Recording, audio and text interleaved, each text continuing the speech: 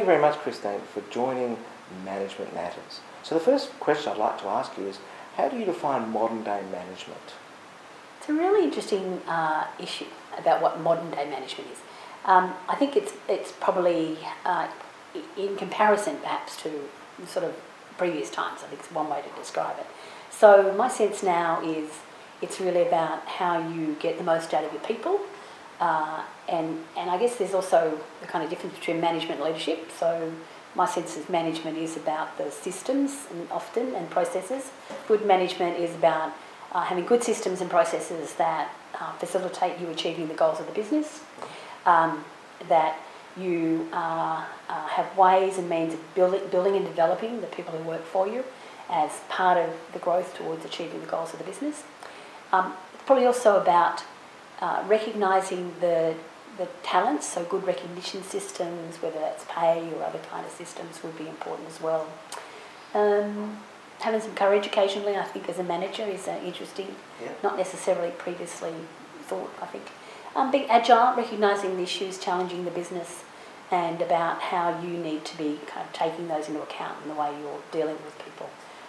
Having good plans that people know about, having good performance management systems that they follow through with. Having good data would be important as a modern day effective manager. Maybe data and intelligence would be one way to describe it.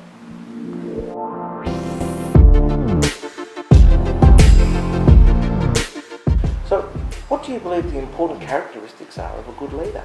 I think the leader really is, hopefully, someone who's kind of this leader-follower stuff, the kind of idea that it isn't the charging out the front and the white horse and I'm going to have all the answers. I think the leader these days is about how do you bring the organisation along, how do you encourage them, open up to think about what's the best way to manage the business or the company or the department or whoever it might be. I think leadership is about partnerships with people inside the organisation and outside as well, and to be able to kind of achieve. And so if you've got the stakeholders, then the leadership is about bringing the stakeholders along about what your vision is, as well as bringing the organisation along. I think it's also about your own self, and your own self-development is a part of the process. I think the difference for me about the leadership is really, so okay, this is the best place we're going to go. How is it that all of us can come to the kind of way of contributing to it and bringing along? If the leader's about, what's the vision and where what's the sort of idea of where we're going, and then I think the manager's got to figure out what's the plan look like.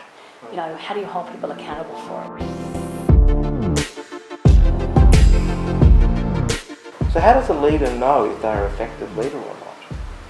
It's about setting the goals.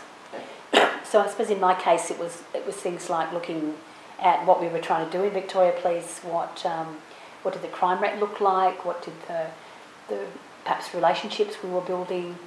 So looking for a series of ways and indicators to give me a kind of a nod that we were actually going in the right direction. I think you do need to do that. Sort of charging off and not bothering to see. So I have this wonderful view of the world, but I don't know whether it takes or whether I've got some substance to show. So one of the things that we said in Victoria Police was we wanted to reduce crime by 20%. So that's the leader model piece. The manager model says it's your responsibility for this bit. It's each of the departments or divisions' responsibilities to think about that. Or if we said we want a zero tolerance on this kind of behaviours, then it's us saying, yep, that's the big picture, that's where we're going, how does everybody do it? How do I hold you accountable for delivering on it? So I think effective leaders will be looking to see, whether what their sort of views are, what the vision or what the ideas are getting done. So, in your experience, what are the most effective ways to motivate your staff? I guess there's a wonderful book I often use called What Makes Us Tick, which is by Hugh Mackay.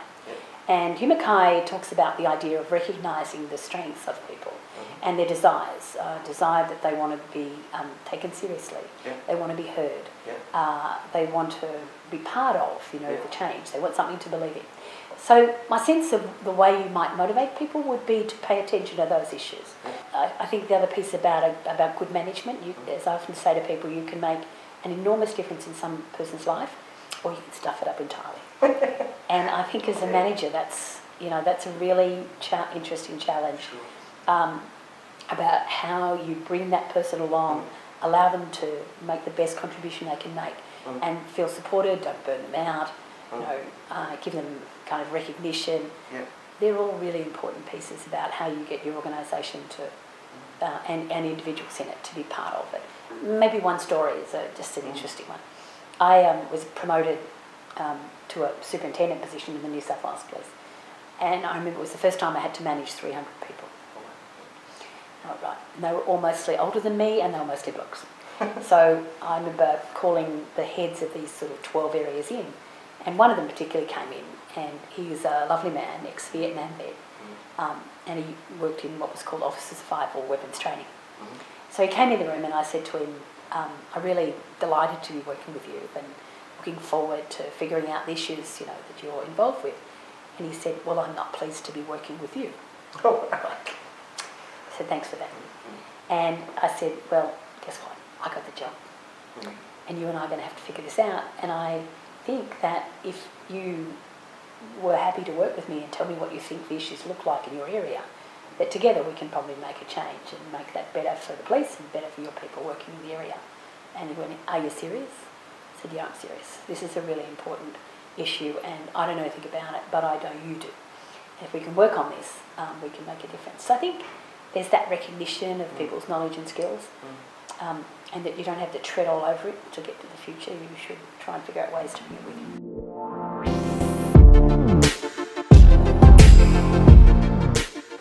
And the final question. Christine, what do you think of the future trends of global leadership? Maybe it's my own wish, that we come away from the sort of previous models of leadership. That there's a recognition that you don't have to be this hard driving, swearing, hard drinking, long hours working kind of person to do that sort of a leadership and management job. So I think it is about well-developed, well-educated managers. I think it's about recognising the strengths of people, recognising that they have families and they need flexibility, and that it's kind of more about how you collaborate together to achieve. I think as more and more people get education, more and more people are not just wanting you to tell them, you do this, put that widget in here, that we're looking for a much more educated, thoughtful, perhaps group of employees than we ever had who would want flexibility. I think it's the manager who can make the most out of that group of people.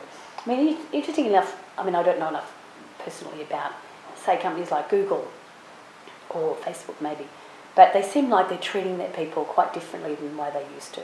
And I think that's sort of tailoring the new management rather than perhaps the management of the 60s and 70s, which said, you'll do what I tell you to do. I think those days are finished. And so I suppose for me, I hope that means that a lot of different people can become managers and leaders, a lot of different groups of people, minority groups, people from women, I think, and men who are not quite the sort of people perhaps we used to have and we used to see in charge of corporations. I'd like to think that's the new management.